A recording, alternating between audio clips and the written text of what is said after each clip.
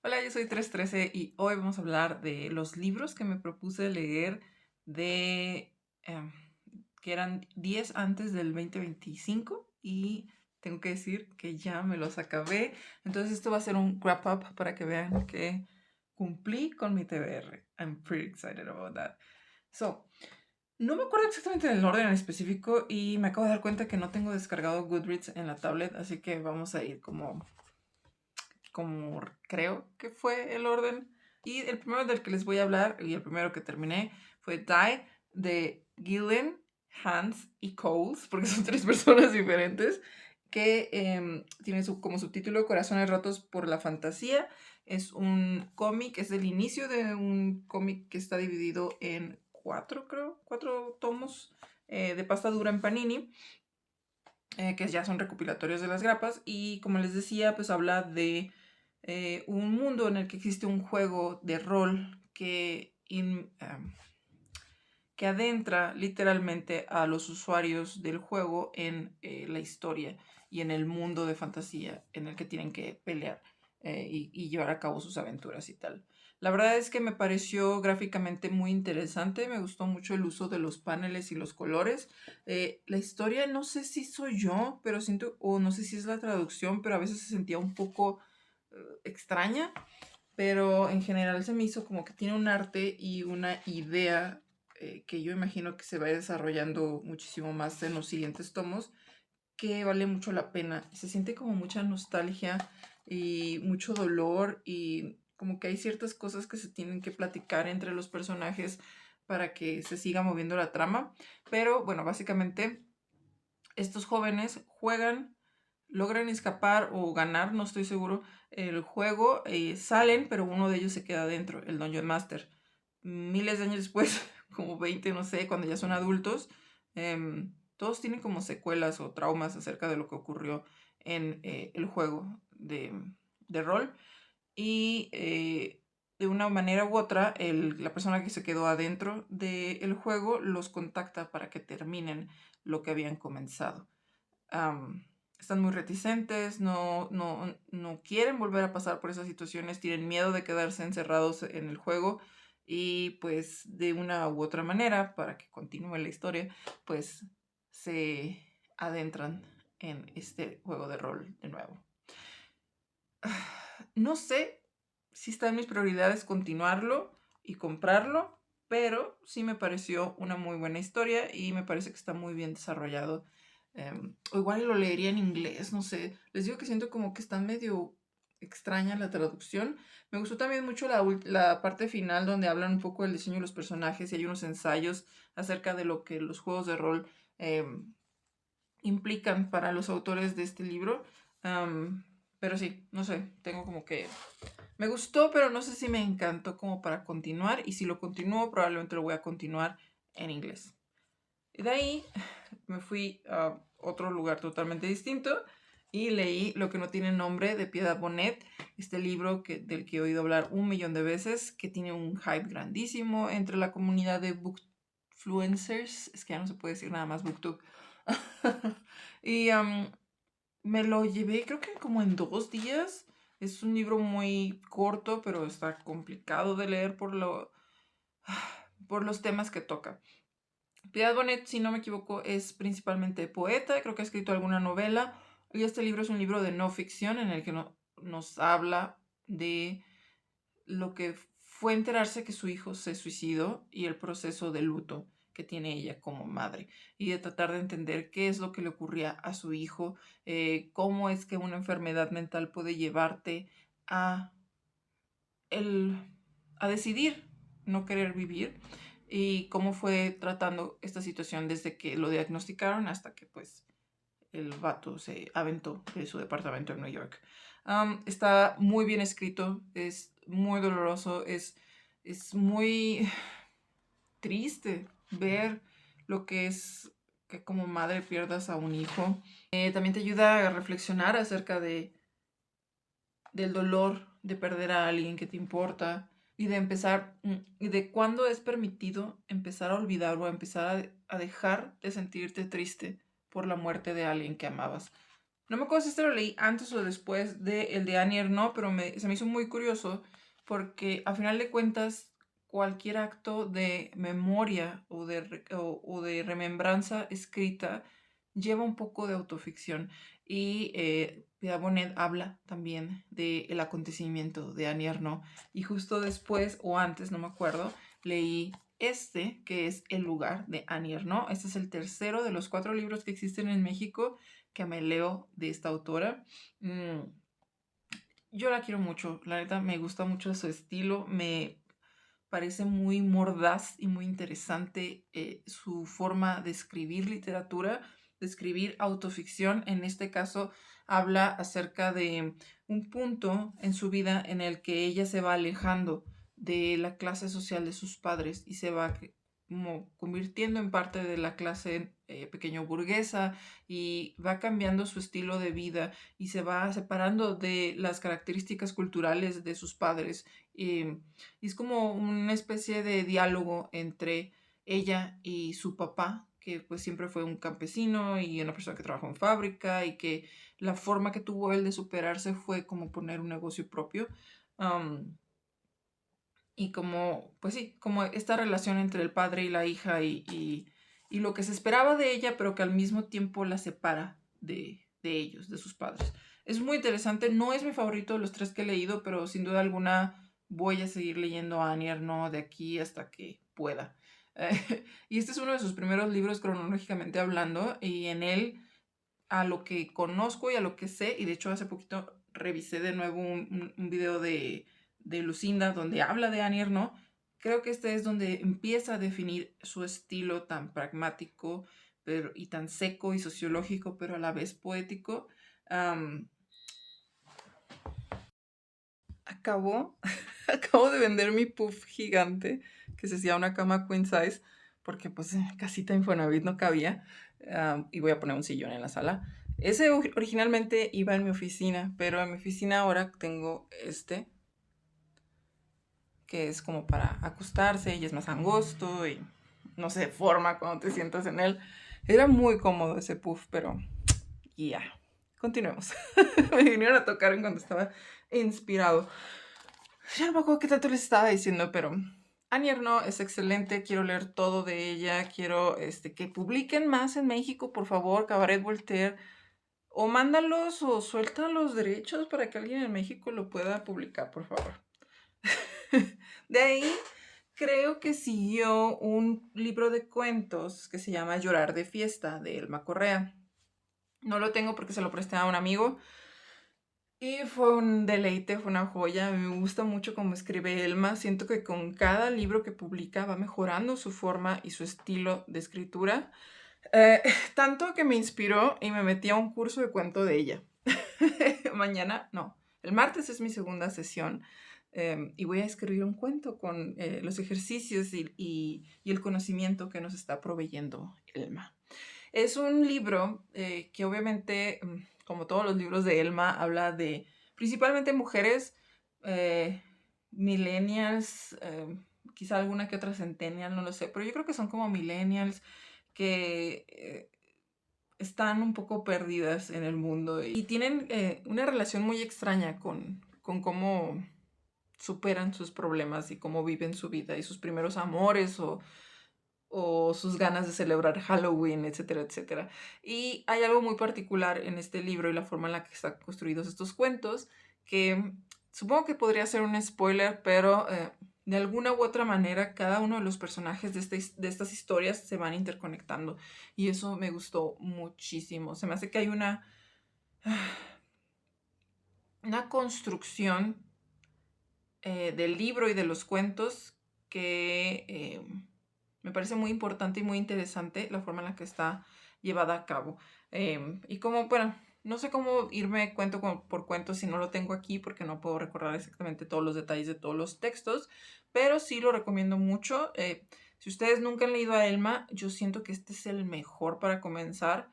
Me gustó bastante y también quiero seguir leyéndola, quiero seguir consiguiendo sus libros y los que compila con otras personas. Y hablando de compilaciones, también me leí Resaca, textos, no, Resaca, relatos rescatados, que es de Editorial Sputnik. Me está dando como un aneurisma de que no tiene el ICBN en Goodreads y no lo puedo poner como una de mis lecturas del año, pero bueno. Este es un libro que es como una beta muy similar a la de Elma. Son personas en pedas, en fiestas, en situaciones complicadas, en México, siendo millennials o borrachos. Y el cuento que abre esta compilación es de Elma Correa y es de Llorar de Fiesta, que se me hizo muy curioso. No sé si lo recicló y primero lo puso aquí y luego allá o viceversa, pero bueno. Aquí también pasa algo muy interesante con el primer texto y el último texto. Todos son de diferentes autores. Hay unos mejores que otros, como es bien sabido en las compilaciones de cuentos. Pero me gustó mucho lo que es el juego que hicieron entre Alex Carrillo, me parece, y Elma Correa, que son amigos, y él es de Aguascalientes, él es parte de la editorial Sputnik, y Elma, que es su amiga y vive en Mexicali. Esos cuentos de una u otra manera se interconectan y se me hizo muy, muy interesante y muy chilo. Y pues sí, o sea, no disfruté todos los textos de este libro, pero sí hay bastantes interesantes y me gusta conocer nuevos, bueno, autores contemporáneos, porque no soy muy dado a leer gente viva, mexicana, de más o menos mi edad. So, fue interesante. De ahí leí otro libro muy curioso que últimamente estoy leyendo mucha autoficción, pero leí otro muy similar, que es Las Inseparables de Simone de Beauvoir. Este libro es un libro que es inédito, bueno, no, es póstumo. Sí, esa es la palabra que estaba buscando.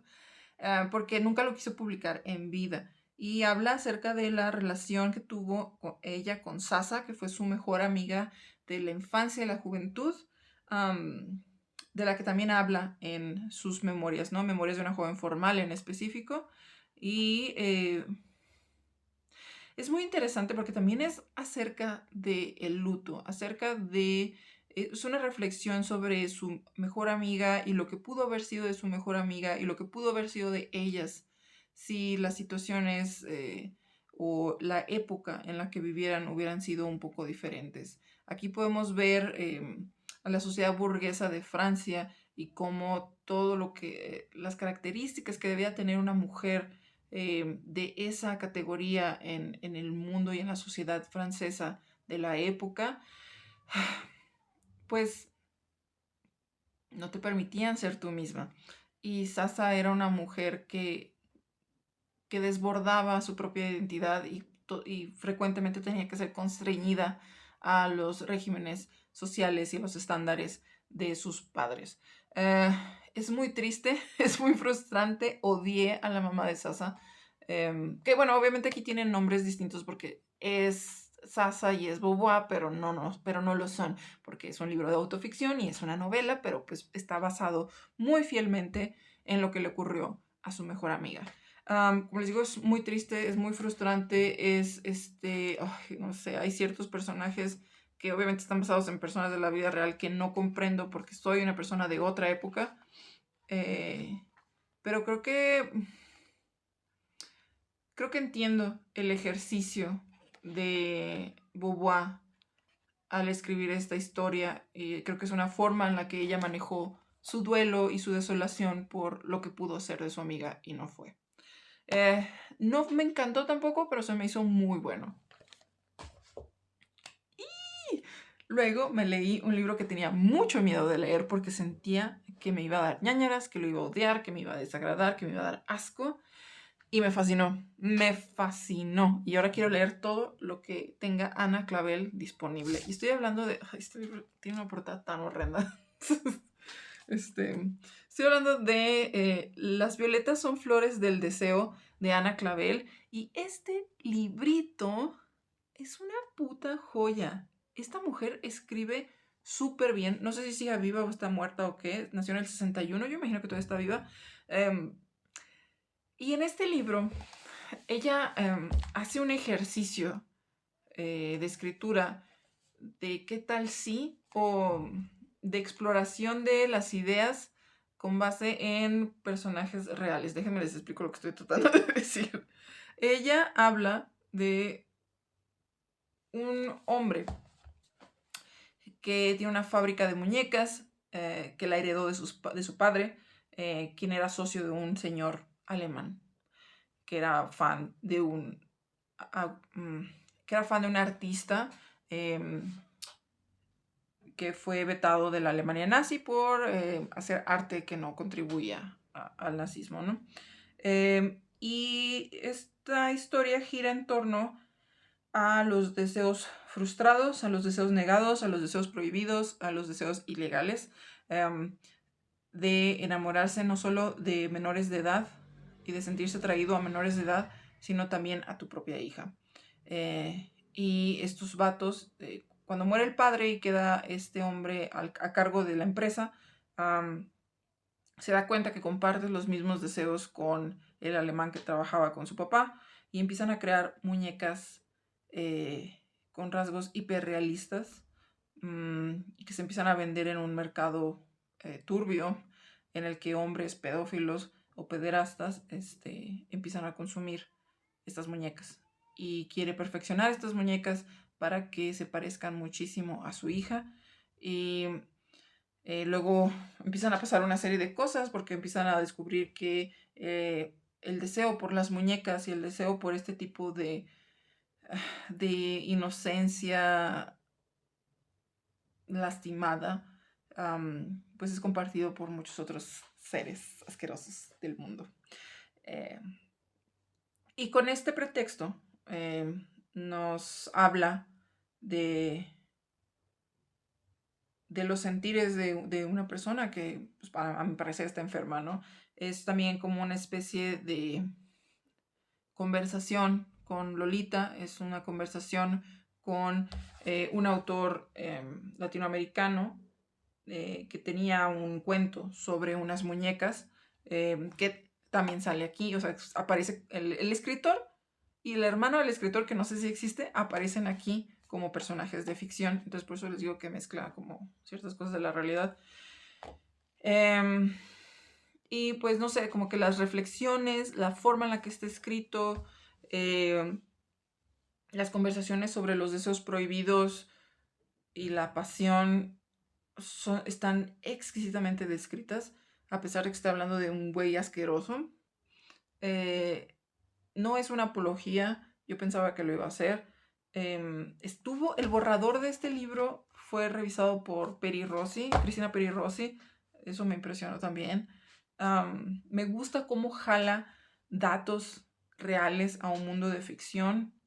Aprendí de varias cuestiones de la mitología griega que desconocía y también de artistas surrealistas, porque el artista surrealista que le gusta al alemán de la novela sí existe y existen la serie de fotografías de las muñecas destruidas y amorfas de las que hablan en el texto y que les producen una sensación de como que de excitación y desagrado al mismo tiempo. No sé, es una discusión muy fuerte, muy incómoda, pero está excelentemente escrita. Me recordó un poco a la escritura de Ernesto Sábato. Como les digo, es sumamente poética, sumamente interesante la forma en la que te va adentrando a los deseos de estas personas. Y al final no me encantó porque llega a un punto que se vuelve como un thriller, pero toda la construcción de la historia me pareció muy, muy, muy buena. Creo que por eso le puse 4 estrellas, por ese final medio random. Pero me pareció que quiero seguir leyendo a esta autora. Se me hizo muy interesante cómo la historia gira en torno al concepto de una muñeca, el deseo corrupto. Y creo que una de las cosas, aquí lo tengo anotado, una de las cosas por las que me recordó a Sábato no fue solo el estilo de la escritura, sino también que es una confesión, como tipo El túnel. Recomiendo bastante a pesar de esta portada, que creo que ya la cambiaron, creo que ahora en Alfaguara es una portada totalmente morada. Vamos a continuar. Después de Las violetas son flores del deseo, empecé esta joya, que es Uncanny, The Origins of Fear, de Junji Ito, que personalmente el Dust Jacket está muy X, pero la pasta dura es una joya. Me encanta. Y ahí tiene unos cuantos post-its. Y este libro Es una memoir acerca de cómo, cómo empezó su gusto por el manga y cómo eventualmente terminó siendo un mangaka de los más importantes que produce terror hasta la actualidad en Japón y que ha conseguido fama mundial. Em, Me gustó mucho toda la primera parte donde nos habla de su infancia, donde nos habla de sus gustos, de sus experiencias con los mangas de terror y con algunos otros artistas que fueron marcando su deseo de dibujar manga. Y como comenzó desde como los 5 años a dibujar manga, porque fue algo que desde chiquito lo apasionó y que sus hermanas instigaron en él comprándole historias, ¿no? Y una cosa que me gusta mucho es que, o sea, es el güey más cute del universo y es como tuvo una infancia súper feliz y disfrutó mucho de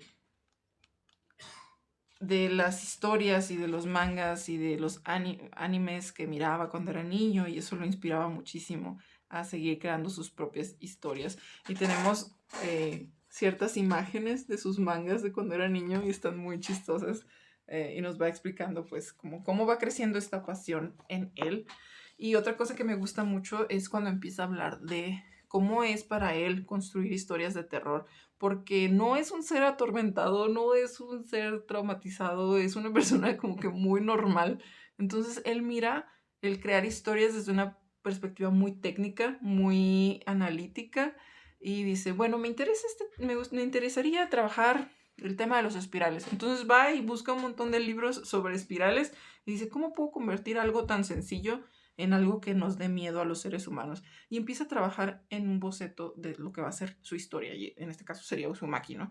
Entonces todo es muy normal, no sé, todo es muy técnico, todo es muy como down to earth. No, me gustó mucho. Hay una parte en la que empieza a ser como un rapid fire de las ideas de cada uno de las historias más importantes o más conocidas de él, que no me fascinó tanto porque no he leído todas estas historias y me aburría un poco que desglosara todos los conceptos de historias que no he leído, pero sé que me va a servir de referencia para cuando llegue a esas historias y ver si les entendí.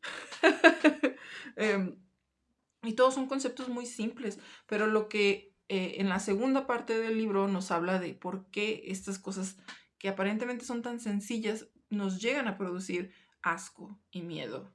Y como el misterio que envuelve, ¿no? La forma en la que dibuja estos personajes que se te quedan marcados en el cerebro por siempre. I don't know, es una cosa muy interesante pero que solo recomendaría a fans de Junji Ito. La verdad es que, como les digo, no es nada dramático, no es nada, no es un artista torturado, es todo muy simple, es todo muy pragmático. Entonces, no sé, si buscan té, no lo van a encontrar aquí. Este lo leí en 2 partes porque tenía que continuar leyendo Drácula y porque en esa parte que es como el rapid fire de sus historias famosas no me estaba atrapando y como que me estaba aburriendo un poco. Entonces continué con Drácula, con la segunda mitad de Drácula que era el libro del club de lectura de noviembre y diciembre y por fin lo acabé. 5 estrellas, amé esta relectura, amé conversarlo con mis amigos. Esta semana que viene va a ser la segunda parte de la discusión de Drácula. Y yo no sé qué estaba pensando la primera vez que la leí, no sé si es culpa de la Universidad Veracruzana y su edición, o si realmente no era el momento perfecto para haber leído Drácula por primera vez. Esta vez me encantó. Se me hace súper inteligente la forma en la que Bram Stoker construye la historia. Al principio no lo entendía, ahora ya lo entiendo. Me gustan mucho los tópicos, la forma en la que representa a las mujeres de la época victoriana en esta historia me parece chef's kiss. Todo el misterio, hay ciertas escenas que son como eerie, son como que te dan repelús, porque nunca hay un miedo tangible, un terror tan fuerte, pero siempre hay como una atmósfera oscura y de misterio y de que no sabes qué va a pasar a continuación. Y sí hay ciertas imágenes un poquito perturbadoras, pero la capacidad que tiene para que tú te imagines esa escena de manera perturbadora, tiene un chingo de mérito. Hay partes que me dan risa, la verdad, como imaginarme a Drácula haciendo el quehacer vestido de mucama, pero en general se me hace un libro muy interesante, que creo que uno de sus temas principales es la negociación entre los conocimientos del pasado y los conocimientos del presente, o los conocimientos míticos y místicos, cómo combinan o cómo pueden ser llevados, cómo pueden ser combinados con los conocimientos científicos y los conocimientos de la modernidad. Es un gran libro, la verdad. Por algo es un clásico. Y si pueden, léanlo en el idioma original porque está muy, muy bueno. O busquen una traducción que valga la pena. El último de los libros que me propuse para 10 antes del 2025 fue Kim Ji-young, nacida en 1982, de Cho Nam-yu. Espero haberlo dicho bien. Que es un libro que fue muy, muy famoso en México, que será hace unos 2, 3 años. Creo que fue culpa de BTS. Creo que tenían una lista de libros que les gustaban y de ahí venía Almendra y venía este. Y creo que sí, creo que eso fue el punto del boom, ¿no? Y como el K-pop llegó y obsesionó a miles de personas con ellos. Y creo que Demian de Hermann Hesse también estaba en esa lista. Anyways, gracias a el boom del K-pop también hubo un boom de literatura coreana en México y yo me imagino que en muchas otras partes del mundo. Y este fue uno de los libros que se hizo muy, muy popular. Al principio tenía muy, muy buenas opiniones. Yo escuchaba que a todo el mundo le estaba gustando. Y cuando fue pasando el hype, empecé a escuchar opiniones negativas al respecto de este libro. Para mí es med. Para mí se queda como que a la mitad. Se me hace un libro que toca un tema importante e interesante, pero me parece que si eres una persona AFAB o si eres una mujer, son puras cosas que ya has vivido. Es una experiencia de la mujer a nivel universal, I guess. Y es muy triste que así lo sea. Pero todo lo que le pasa a Kim Ji-young le ha pasado a una mujer. Entonces como que yo como persona AFAB, pues fue como, qué padre, me estás contando una experiencia que yo y miles de otras personas hemos experimentado.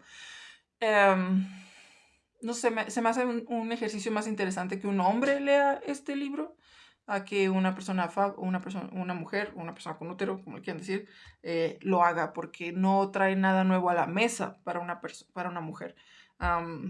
Y en cuanto a la cuestión de estilo, hay algo en la narrativa de los coreanos con los que no termino de conectar. No me parece mala, pero me parece como muy aséptica y no sé, no conecto totalmente, no hay frases que me roben el aliento ni nada por el estilo. Es un tipo de narrativa muy fría, que no es lírica, entonces como que no sé, no puedo decir que me apasionó o que me gustó.